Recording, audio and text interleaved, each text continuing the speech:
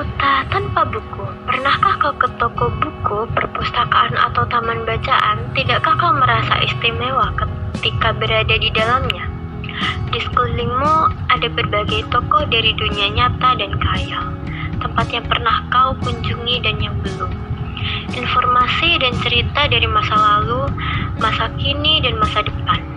Semua berpadu, semua berada dalam genggamanmu. Saat berada di antara buku, tidakkah kau merasa menjadi raja dan ratu? Ruangan dan waktu seolah menyatu tanpa batas. Bisa terbang melintasi sekat negara dan melewati berbagai zaman. Kau bisa menyelam ke dalam samudra, melayang di angkasa, bercanda dengan aneka satwa, dan berkelana di tengah padatnya kota, juga di rimba raya. Kau tahu, buku adalah jendela dunia, kunci pengetahuan, dan pintu wawasan. Muhammad Hatta, sang proklamator, berkata, "Aku rela dipenjara asalkan bersama buku, karena dengan buku aku bebas." Melalui buku, manusia terbebas dari ketidaktahuan. Tempat-tempat yang dipenuhi buku adalah harapan berkembangnya pengetahuan dan wawasan. Apa jadinya jika kota tanpa buku? Pantaskah ia disebut kota?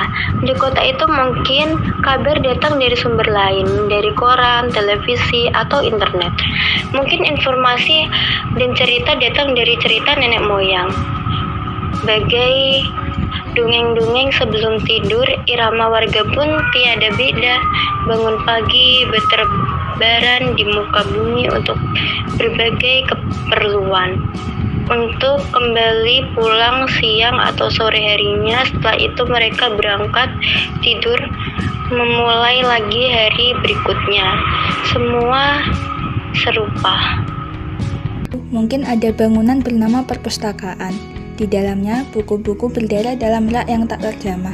Tiada tangan meraih dan membuka halaman demi halaman dengan sukacita.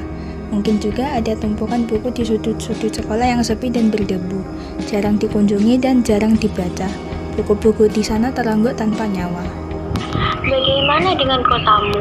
Mungkin kau tinggal di tengah kota yang megah atau di gang sempit, di desa terpencil, di sisi pesisir, atau di kaki gunung. Adakah perpustakaan, taman bacaan, atau toko buku di dekat rumahmu? Ada, apakah tempat itu menjadi wadah berkumpulnya anak-anak dan warga, menjadi pusat berkembangnya wawasan dan pengetahuan, atau hanya menjadi pajangan? Maukah kau menjadi orang yang menghidupkannya? Kau bisa mengunjungnya dan mengajak teman-teman membaca dan berbagi cerita di sana. Jadikan tempat itu sumber kegembiraan dan pengetahuan. Jika tempat itu belum ada, maukah kau menjadi orang yang menghadirkannya? Kau bisa memulai dari sebuah sudut di teras rumahmu. Ajak teman-temanmu memulai langkah baru.